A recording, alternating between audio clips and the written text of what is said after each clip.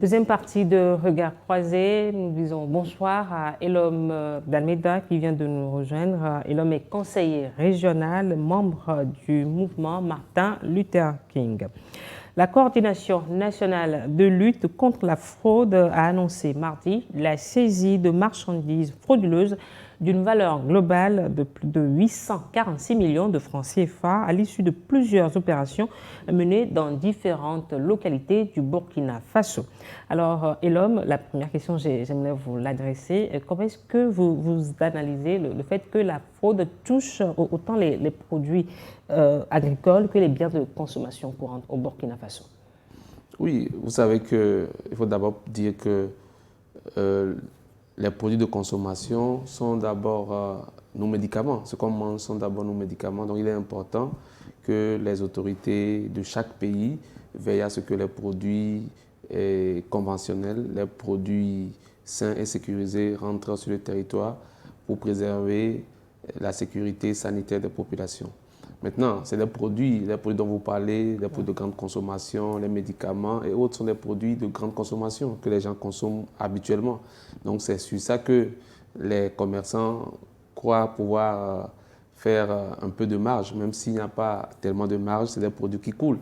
Les produits frelatés comme les médicaments frelatés, vu les conditions pécuniaires des populations, ces produits servent de substitut aux populations qui ne peuvent pas s'acheter des produits conventionnels dans les pharmacies et aussi les produits alimentaires. Maintenant, il va falloir trouver des solutions en interne et des solutions à l'externe. Par exemple, renforcer la sécurité au niveau des douanes et aussi accroître la productivité interne, même pour les produits pharmaceutiques. Credo. Non, mais moi, je crois que ça, c'est une belle opération des autorités du Burkina parce que cela va agir sur 3 points évidents. Vous savez, lorsqu'on fait la lutte contre les trafics illicites, donc le premier objectif, lorsqu'on parle de produits frauduleux saisis, donc c'est la préservation de la santé publique. C'est une action que le gouvernement, les autorités du Burkina ont fait en 3 temps. J'avoue que la première opération a eu lieu le 11 juin, la seconde le 21 et la troisième le 22 juin. Donc, outre la préservation de la santé publique, il y a même une action qui doit porter des fruits pour ce qu'on sait tous, c'est l'économie nationale. Et le troisième point, c'est la sécurité même au niveau du Burkina Faso. Donc, la sécurité des populations qui doit être préservée également par les autorités. Donc, je crois qu'à l'issue de ces 3 opérations qui ont été menées, c'est l'humain qui est placé au centre de toutes ces actions-là. C'est vrai, la coordination nationale de lutte contre la fraude a communiqué, a fait cette annonce, mais des unités parallèles ont dû travailler sur les renseignements pour aboutir à ces résultats-là. Je parlais de l'économie nationale. Pourquoi je parle de l'économie nationale? Parce que si nous considérons les 845 millions de francs CFA en termes de produits frauduleux qui ont été saisis, donc c'est déjà une perte pour l'économie du pays, parce que ça ne rentre pas dans la comptabilité directe des résultats de l'économie nationale parce que les voies utilisées ne sont pas des voies assez légales. Donc cela posait tantôt également le problème de la sécurité même au niveau des populations. Imaginez que l'État burkinabé n'ait pas mené ces actions. Les produits frauduleux de cette valeur de 845 millions seront déversés dans les populations. Ce sont les populations qui vont essayer de consommer ces produits frauduleux et cela va causer d'énormes soucis en termes de santé publique. Oui, il n'y a pas que les biens de consommation, il y a aussi les produits agricoles comme les intrants. Oui, comme les intrants, mais les intrants vont servir à quoi? À des productions, et les productions, c'est à la consommation. Donc, c'est dire que lorsque déjà les intrants sont frauduleux, donc imaginez ce que nous mangeons en tant que société de consommation, et nous les consommateurs. Donc, c'est dire que nous avons des problèmes de santé publique et nous avons la sécurité même alimentaire n'est pas garantie. Donc, c'est là où il faut saluer l'action diligente des autorités du Burkina. C'est un problème de sécurité alimentaire, mais un problème de santé publique aussi. Et le gouvernement du Burkina n'a fait que mener cette lutte-là afin de préserver la santé publique de ses citoyens. Alors, Jacques, est-ce que pour vous, cette saisie illustre donc l'ampleur du défi sanitaire, économique au Burkina Faso? Quand vous prenez par exemple le Burkina Faso, vous savez que c'est un pays en guerre depuis des années, avec les terroristes, les djihadistes qui ne veulent pas les laisser du tout tranquilles. Et si un gouvernement qui se soucie, malgré effectivement cette guerre auquel ils font face, de la sécurité alimentaire de leur population, c'est des actions quand même qu'il faut encourager. Les gouvernants pouvaient dire non, nous allons nous tourner vers seulement la sécurité de nos populations et laisser par exemple le côté sanitaire et le côté par exemple alimentaire. Mais vous voyez qu'ils jouent leur partition sur presque tous les fronts. Donc, je crois que c'est des gens qu'il faut quand même encourager.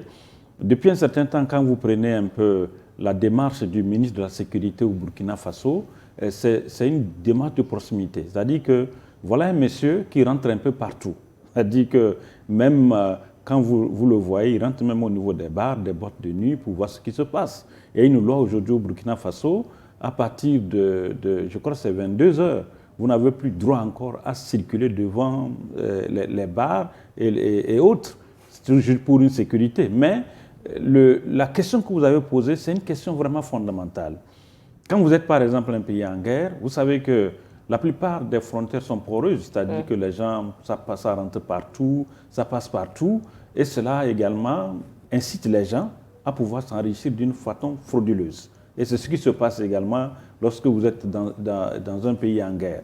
Mais ce que le Burkina est en train de faire pour préserver effectivement la sécurité de leur population sur le plan sanitaire et sur le plan également de l'alimentation, c'est une bonne chose. Et vous allez voir aujourd'hui que la plupart de leurs produits, quand vous prenez par exemple les pastèques, vous prenez les pommes qu'ils produisent, vous prenez par exemple le riz, tout ce qu'ils produisent aujourd'hui au Burkina, c'est contrôlé. Et je crois que c'est vraiment une bonne chose. Un État sérieux, un État responsable doit lutter effectivement sur le plan sécuritaire et sur le plan également alimentaire des populations.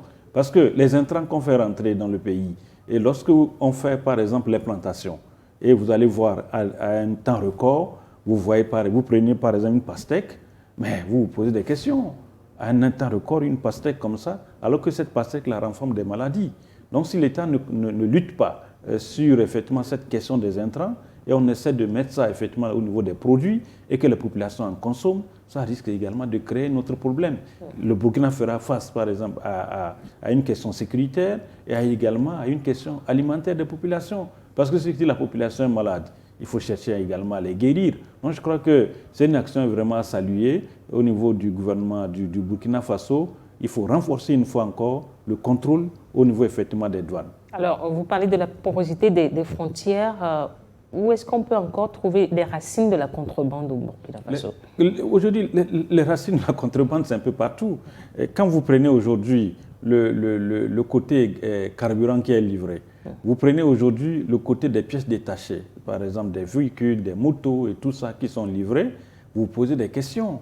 C'est-à-dire qu'on sait qu'il y a des frontières, c'est-à-dire que conventionnelles, où les produits doivent passer pour rentrer, mais quand vous prenez aujourd'hui, pas seulement le Burkina, l'Afrique est toujours comme ça. C'est-à-dire que vous avez des frontières conventionnelles, mais il y a des gens toujours qui ont toujours cette façon, cette manie de pouvoir faire rentrer des produits qui ne passent pas souvent par ces frontières conventionnelles. Donc je crois qu'il faut plutôt accentuer souvent la sensibilisation des populations, parce qu'une chose est de s'enrichir, une autre chose est de s'enrichir sur des voies vraiment conventionnelles. Parce que vous ne pouvez pas surfer sur la souffrance des gens pour pouvoir vous enrichir. Donc le plus important, le plus cocasse aujourd'hui, au niveau effectivement du Burkina Faso, il faudrait effectivement accentuer la sensibilisation au niveau de la population par rapport à tout ce qui rentre et par rapport à ce que les gens consomment. Alors, Elom, pourquoi, selon vous, le marché noir et les produits de la contrebande continuent par prospérer au Burkina Faso? Oui, M. Jacques vient d'évoquer un des aspects, parce que le Burkina est un pays en guerre, mais aussi parce que à cause du niveau de revenu des populations, la précarité. Et une population en situation de précarité ne peut pas s'acheter des produits d'une certaine valeur, des produits réglementaires. Et aussi... Parce que ces produits frauduleux coûtent moins cher, coûtent moins cher par rapport aux produits conventionnels, réglementés, contrôlés. Et il faut aussi que l'État dispose des moyens de pouvoir contrôler ces produits.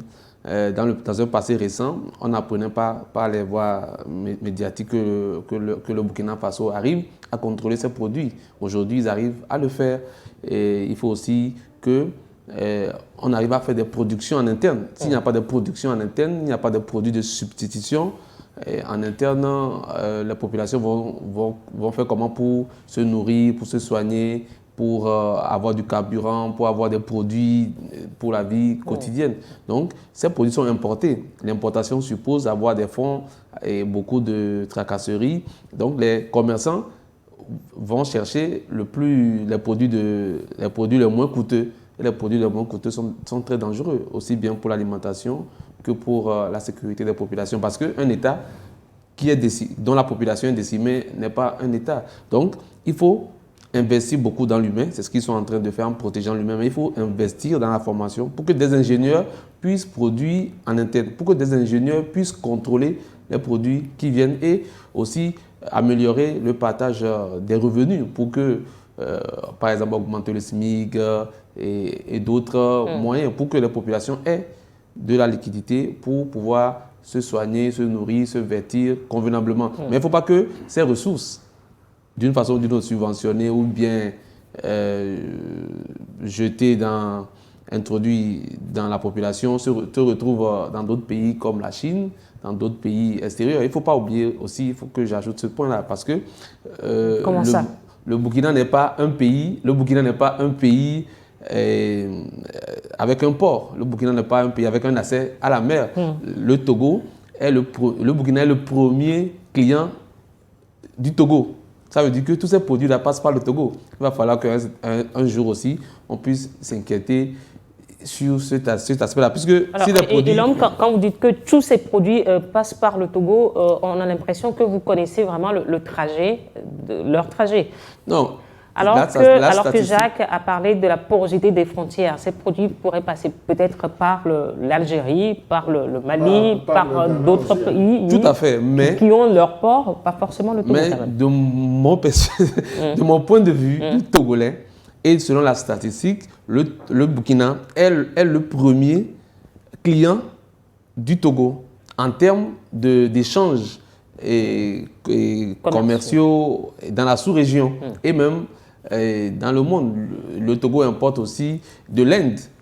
L'Inde est le premier pays duquel le Togo importe. Ça veut dire que vous savez que l'Inde est un grand produit pharmaceutique. Ça veut dire que les produits quittent l'Inde, ça transite par le Togo et ça va au Burkina. Maintenant, si le Burkina arrive à saisir ces produits, des produits qui, dans le transit, restent au Togo. Donc, en général, il faut qu'à un certain moment, on puisse s'inquiéter aussi pour le Togo, mais il faut rehausser le niveau de vie des populations, le niveau de connaissance des populations pour pouvoir contrôler, et pour pouvoir fabriquer des produits en interne et veiller à ce que ces subsides ne retournent pas dans les pays où on importe. Il faut qu'on puisse les utiliser dans les pays. Alors, Fredo, Jacques parle de la porosité des frontières, de la sécurité, et l'homme parle de la cherté de la vie des populations. Est-ce que la corruption peut être aussi un terreau fertile pour les produits de contrebande de prospérer au Burkina Faso? Oui, justement, c'est ce que je voulais dire, parce que si nous parlons de l'intensification de la lutte contre les trafics illicites, donc avec ces produits frauduleux à coût de centaines de millions, c'est qu'il y a la chaîne de corruption aussi, quelque part, parce que ces produits frauduleux ne seraient pas rentrer sur le territoire burkinabé comme ça, comme dans une opération douanière normale. Donc c'est que il y a eu des poches de corruption et ces poches de corruption, on doit également essayer de les déceler et puis de lutter contre ces poches de corruption.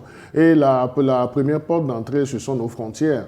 Et en parlant de la porosité des frontières, donc je voudrais nuancer pour dire que le Togo n'est pas la première frontière avec le Burkina. Donc si nous prenons même le Ghana, au nord du Ghana, et puis le nord du Burkina Faso, il y a aussi des transactions, il y a aussi des passages là-bas. Donc il ne faudrait pas essayer toujours de montrer du doigt de la main gauche son pays. Ce n'est pas parce que les Burkinabés aujourd'hui emploient beaucoup plus le port autonome de Lomé qu'on va dire que tout provient d'ici. Et lorsque des produits sont en transit ici, donc ce n'est pas le Togo qui commande ces produits, ce sont des... Donc ce n'est pas le Togo qui est censé les contrôler. Ce n'est pas le Togo, même si la chaîne des produits en transit, donc je crois que même c'est déjà à l'embarquement même de ces produits qu'on doit contrôler l'état bon ou pas de ces produits-là. Donc moi, ce que je voudrais dire, c'est nuancer un peu les propos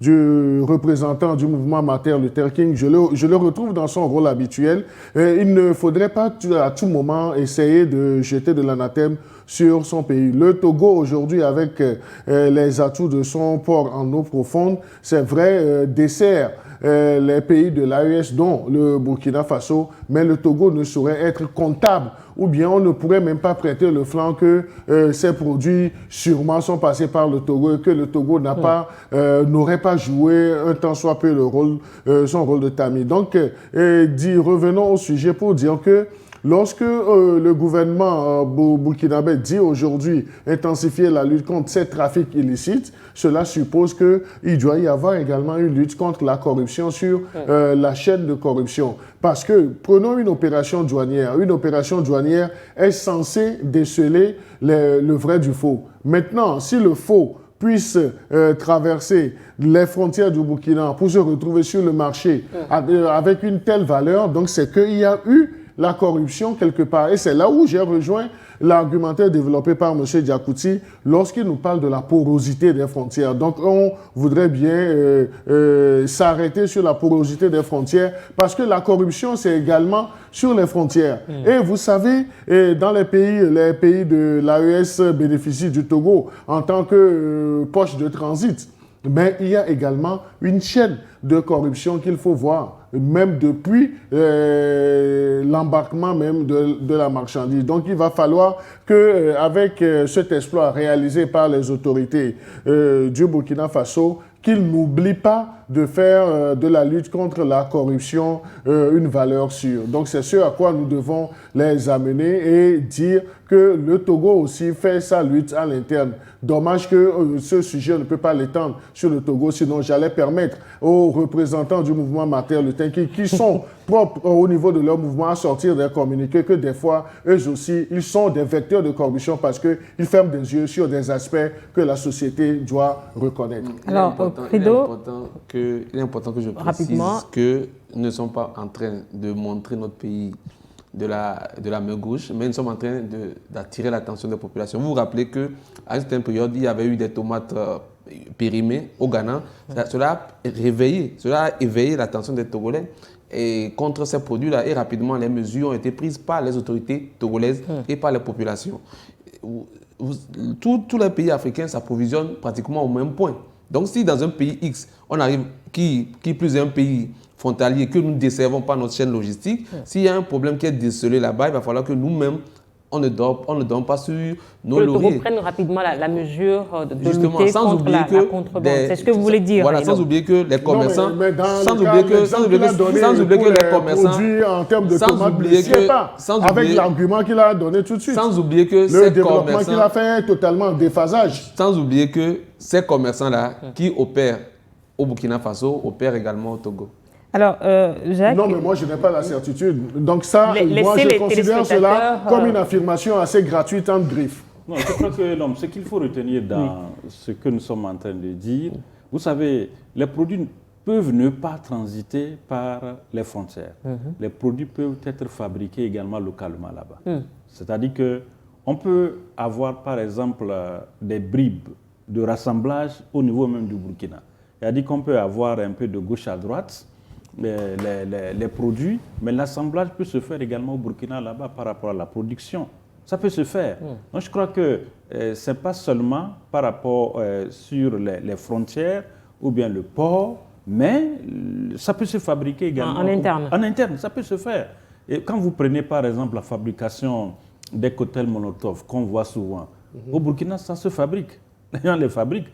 On peut importer par exemple la matière brute, par exemple peut-être de la Chine, mais la fabrication peut se faire d'une façon locale. Ce n'est pas que c'est importé éventuellement du pays comme ça, mais ça peut se fabriquer également au Burkina. Et quand vous voyez par exemple les produits souvent saisis au niveau de la douane, au niveau effectivement des dépôts au Burkina, ce n'est pas dit que ces produits-là ont transité par exemple par le port de Lomé, ou ça a transité par peut-être la frontière de Saint-Cancé pour aller à Ouaga. Vous voyez. Donc c'est pour vous dire que quelque part, l'homme est ce qu'il est. Hein, l'homme est ce qu'il est. Et quand on dit souvent que l'homme est dangereux, c'est vrai. Vous pouvez imaginer que ce qui n'est pas bon, ce qui n'est pas approprié à la population, l'homme, à cause effectivement de l'argent et qu'il veut, il présente tout aux populations. Alors Jacques, les sanctions actuelles, amende, confiscation, est-ce qu'on peut dire que ces sanctions ne sont pas suffisamment dissuasives pour stopper les contre... C'est ce que je venais de dire, l'homme. C'est-à-dire l'homme est ce qu'il est. C'est-à-dire qu'on peut tout faire à l'homme. C'est-à-dire que vous ne pourrez pas. C'est comme l'eau que vous versez. C'est-à-dire que l'eau qui coule. Oui, ça peut prendre les directions. Mais vous avez versé l'eau. Mais la direction que l'eau prend, vous ne pourrez pas savoir. Donc, c'est pour vous dire que l'homme, dans son état brut... Est-ce qu'on ne peut pas créer des caniveaux pour contrôler la direction? Oui, c'est ce qu'ils sont en train de faire, effectivement. C'est ce qu'ils sont en train de faire. Mais c'est compliqué. C'est difficile de pouvoir saisir tout ce monde. Vous savez, ils peuvent contrôler, par exemple, Ouaga. Mais quand vous allez, par exemple, à Bobo, vous pouvez trouver encore les mêmes personnes qui peuvent encore alimenter la chaîne. Et ils peuvent contrôler, par exemple, Bobo. Mais quand vous allez peut-être vers Tenkodogo, il y a également une poche. Donc c'est pour vous dire que c'est comme un cancer, quoi. Vous coupez ici, ils vont repartir de ce côté. Vous coupez de ce côté, il est de ce côté. Donc je crois que c'est une lutte permanente. Le Burkina ne peut pas dire qu'il peut éradiquer totalement ce qui se passe. Mais je crois qu'avec la sensibilisation et le contrôle, il peut quand même venir à bout, mais pas totalement par rapport à ce qui se passe. Donc la sensibilisation peut être la chimiothérapie du par Burkina rapport au cancer que représente la fraude. Oui, c'est ça. On ne peut pas guérir. Oui, c'est très important de continuer à lutter contre cette fraude qui à plusieurs niveaux, on vient de le démontrer. Mais la solution, c'est aussi d'informer la population. Vraiment, que les populations soient informées pour pouvoir faire les bons choix. Une certaine collaboration avec les populations. Voilà. Et aussi, je l'ai dit, il faut rehausser le niveau de vie des populations pour qu'ils puissent acheter les produits qui sont corrects. Donc, voilà les deux solutions. Rehausser le niveau de vie des populations, former et informer la population. Et aujourd'hui, nous avons la chance qu'il y a les outils numériques, les plateformes, et rapidement les informations circulent. Et vous serez même étonné que les populations disent, voilà, ici, il y a tel produit frelaté, tel produit frelaté. Donc, c'est une synergie d'action qui va permettre de pouvoir arrêter le cancer. Et moi, je suis optimiste qu'on puisse arrêter ces genres de choses. Sans oublier qu'on peut agir aussi au niveau international, au niveau de la diplomatie, parce que le Togo a des rapports avec ces pays exportateurs, c'est-à-dire l'Inde, la Chine, les pays asiatiques. Là, le Togo pourra quand même, à travers les canaux diplomatiques, à la place du Burkina?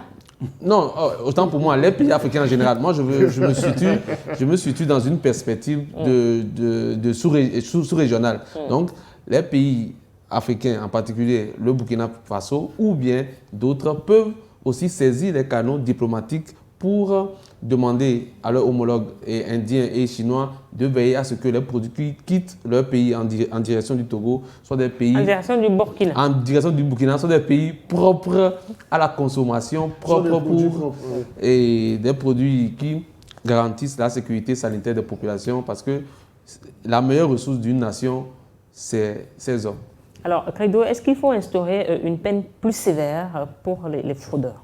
Non, je pense qu'il faut avoir la main assez lourde parce que ces fraudeurs, si c'est des amendes, si c'est des pénalités, donc ils ont les moyens de leur politique.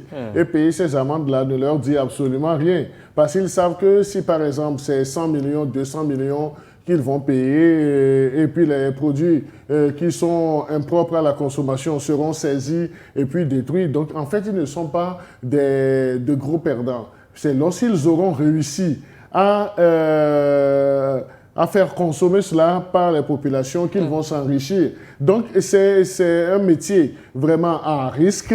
Et ces fraudeurs-là, ces gens qui sont dans la contrefaçon, tirent toujours profit de cela. Donc, il va falloir qu'au niveau des États africains, qu'on prenne des mesures, qu'on prenne des lois, des textes de loi qui puissent frapper lourdement ces personnes pour décourager toute velléité. Et je voudrais nuancer. Mon cher ami Dalmeda a parlé de l'expérience des tomates au niveau du Ghana. Mais je voudrais juste rappeler à sa mémoire que ces tomates-là ne provenaient pas d'un autre pays africain, mais étaient fabriquées, comme Djakouti l'a dit, sur le territoire ghanéen et puis exportées vers les autres pays. Donc les autorités ghanéennes... Oui, non, je n'en disconviens pas. Donc, les autorités ghanéennes avaient bien fait de prendre des mesures assez sévères, drastiques contre cette société de production. Et aujourd'hui, ce n'est pas le Ghana seul qui fut bénéficiaire de cette mesure, mais les autres pays africains aussi ont été épargnés par cette insécurité alimentaire. Vous n'atteignez pas ce que je dis. Vous êtes en train d'appuyer ce que c'est-à-dire l'homme que ces produits ne sont pas passés forcément par le port autonome de Lomé pour être déversés dans comme vous l'avez prétendu, parce qu'il faut toujours montrer son pays par la main gauche. Donc je crois que ces pays ne proviennent pas de la Chine ou de l'Inde. C'est à la mode maintenant et c'est ça qui fait même manger certaines organisations. Qu'est-ce qui est à la mode? Credo, nous sommes à la fin. Toujours montrer son pays par la main gauche. Pour certaines organisations de la société civile togolaise. En tout cas, s'il parle, en tout cas, ce qu'il dit ne concerne pas le MMK, je veux vigoureusement le dire parce que nous sommes l'une des 3 premières associations et défenseurs des consommateurs au Togo sur tous les plans. Sinon, la première, s'il fallait donner des médailles, des prix, le MMK dont je fais partie. Est-ce que ce n'est pas prétentieux de votre part? Nous nous retrouvons après une nouvelle édition de journal sur votre chaîne.